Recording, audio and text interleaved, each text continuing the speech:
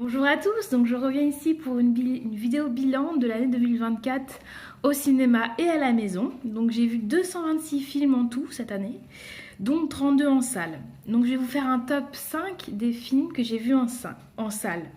Donc le premier film que j'ai aimé, enfin celui qui est le premier dans mon top 5, c'est Pauvre créature. Alors, c'est un film assez singulier où on voit une Emma Stone dans une forme incroyable, donc elle a bien mérité son Oscar. Le deuxième film que j'ai aimé, c'est Le Comte de Monte-Cristo. Ah, me demandez pas pourquoi, c'est pas parce qu'il y a que Pierre Niney que j'ai aimé ce film. C'est vraiment un film à la beauté incroyable, l'écriture fine. Et j'ai lu le livre après, ça respecte assez bien le livre, surtout dans la première partie avec la geôle. Après, il y a quelques digressions, mais c'est plutôt bien fait. Troisième film que j'ai aimé, c'est The Substance. Alors là, c'est un ovni cinématographique, un film de body horror qui dénonce l'agisme. Voilà, j'ai beaucoup aimé, donc Demi Moore est exceptionnel dedans. Quatrième film, c'est Pas de vague. Alors c'est sur une histoire d'un prof qui est accusé à tort de harcèlement, donc dans l'ère MeToo où nous sommes, c'est un film qui résonne assez bien aux femmes mais aussi aux hommes. Donc voilà, François Civil est excellent dedans. Et à mon avis, j'espère qu'il aura un César qui sera nommé pour ce film parce qu'il est joué extrêmement bien. Cinquième film que j'ai aimé, c'est L'amour ouf. Donc c'est une phrase qui se passe sur plusieurs années. C'est incroyable, c'est une histoire d'amour folle. J'ai acheté le livre, je compte le lire bientôt. J'ai adoré ce film. Donc maintenant, on va passer au top 5 des films que j'ai vus à la maison. Sur les 226 que j'ai vus, le premier qui me paraissait qui m'a le plus plu, c'est Peut-être de Cédric Klapisch. Donc c'est un film qui m'a beaucoup fait penser à Retour vers le futur. Voilà, et vraiment les acteurs sont très bons.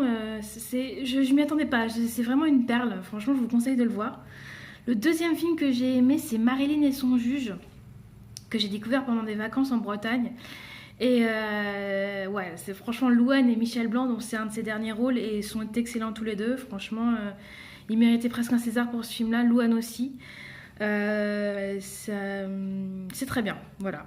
Troisième film que j'ai aimé, enfin 3 et 4e film que je mettrai ensemble parce que je les ai vus à la suite, c'est l'été dernier. Donc là, c'est un peu un consentement entre une femme de mûre, on pourrait dire cougar entre guillemets, j'aime pas trop dire cougar, et un jeune homme. Donc ils ont une histoire d'amour. Et le 4e film que j'ai aimé, c'est Le Consentement. Donc c'est un film sur la prédation sexuelle. C'est l'histoire de Maznev et une préadolescente. Donc c'est un film assez dur. Et Jean-Paul Rouve, il joue très bien dedans. C'est dommage qu'il n'ait pas eu de César parce qu'il est vraiment très bien. Et 5e film, ce que j'ai aimé, alors que je me retrouve dans la fiche, c'est Un métier sérieux. Donc ça rejoint le dernier film, enfin Pas de vague. D'argent, pas de vague, parce que c'est un film sur la solidarité entre profs face à l'adversité des collégiens. Enfin, je sais plus si c'est les collégiens ou le directeur. Bon, il faudra que je le revoie, j'en souviens plus très bien.